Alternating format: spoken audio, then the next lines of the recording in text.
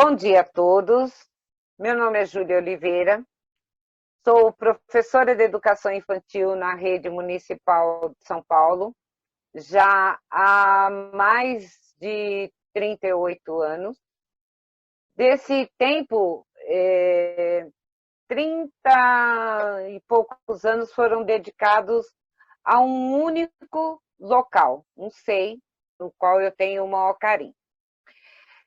E foi com as crianças da creche que eu aprendi a viver um dia de cada vez.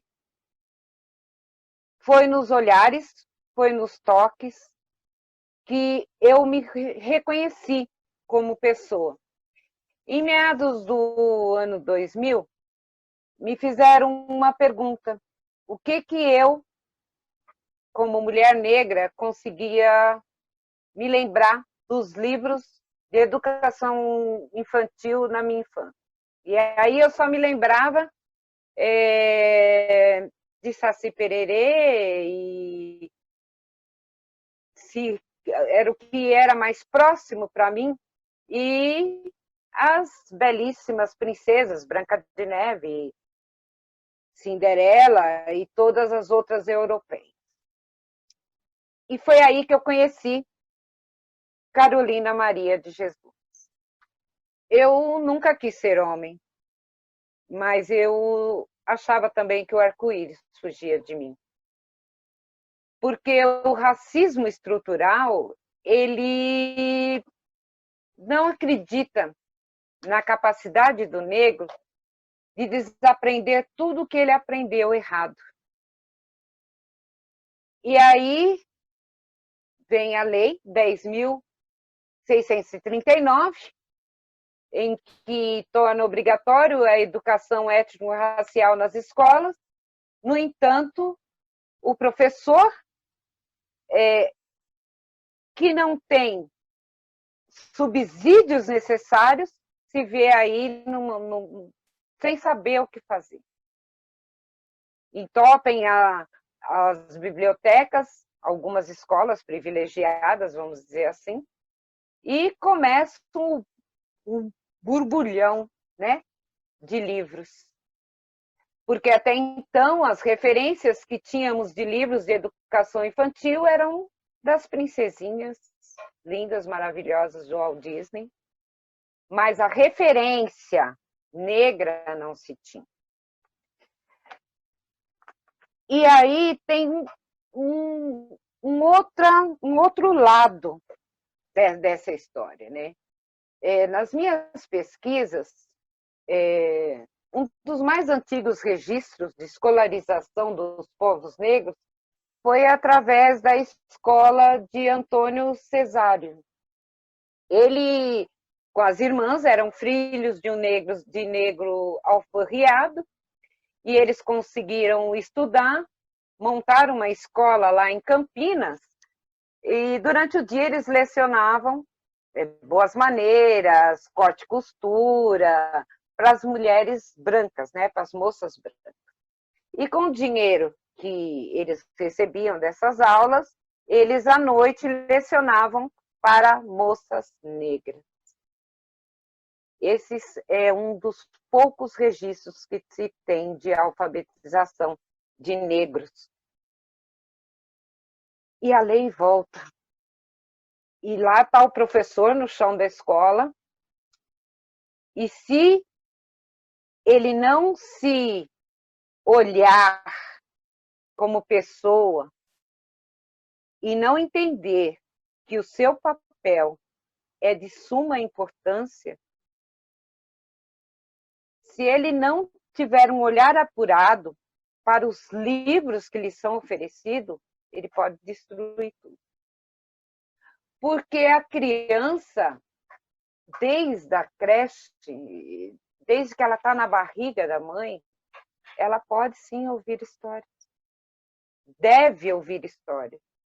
E aos poucos ela vai amadurecendo essas histórias que ela ouve, vai aumentando o seu vocabulário, vai se reconhecendo como pessoa, quanto à sua etnia, e tudo que existe ao redor dela. Mas, então eu vou lá, vou pegar um livro, vou pegar esse livro aqui, esse livro é legal, ele trata das questões étnico-raciais, eu vou ler para minha criança. Mas você leu? Você sabe a história desse livro? Você sabe quem escreveu? A criança, ela precisa de referência. E quem vai passar para a criança essas referências? Muitos podem dizer assim, eu tenho que usar o meu dinheiro para comprar livros, para comprar objetos que levem para que a criança tenha uma referência. Tem que comprar. O pedreiro, quando você chama um pedreiro lá para trabalhar na sua casa, ele não leva os instrumentos dele? Ele não leva a pá dele, o metro dele? É dele. E ele vai lá na sua casa para fazer um trabalho, não é assim? E por que o professor não pode ter, dentro dos seus instrumentos de trabalho, livros que realmente evidenciam a etnia? Por que o professor não pode adquirir do seu próprio bolso livros, bonecas, para desenvolver o seu trabalho? Eu não estou dizendo aqui, nem estou querendo dizer que é obrigação do professor, porque a escola não precisa ter. Não, a escola deve ter. E esse material de referência tem que ser avaliado pelo grupo de educadores da unidade. Mas o professor também tem que ter o seu próprio material. Ele tem que pegar o livro que ele pretende ler para a sua criança e avaliar esse livro. Não somente as imagens, mas o texto, o que está escrito, as referências, quem é o autor?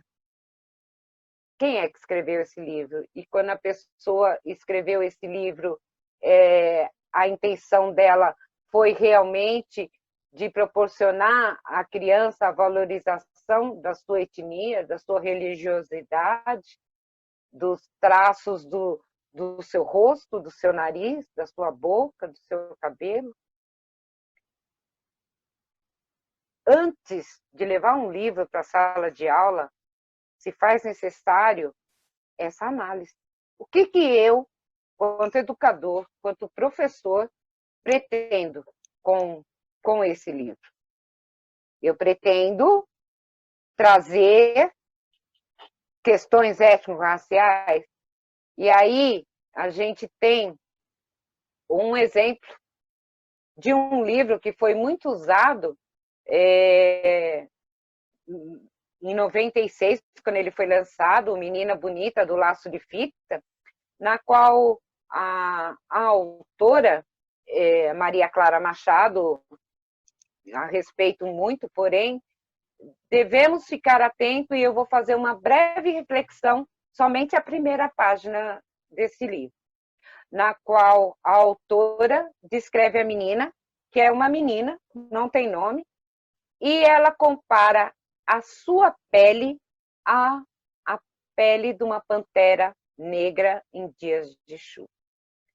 Se nós olharmos, eu procurei, tá, gente? Eu procurei e deixo livre para que vocês procurem também imagens de pantera negra. E vendo essa imagem, eu quero que vocês pensem, qual criança que compara a sua pele a esse animal? Então, não dá para o professor chegar na sala de aula, como essa sarja do Pestana, e falar assim, hoje vamos falar da heroína Princesa Isabel. Quando o aluno que está ali sentado, ele já tem muito mais informações. Cabe ao professor buscar informações reais, porque Princesa Isabel deixa lá no passado. A história agora é outra. A história tem que ser dita para os alunos, contada pelo negro. E esse aluno, ele sabe que existe Marielle, ele sabe que existiu Zumbi, ele sabe que várias coisas, porque a internet está aí e o professor não pode ficar lá atrás. E nós daremos continuidade a essa discussão no próximo bloco. Muito obrigada.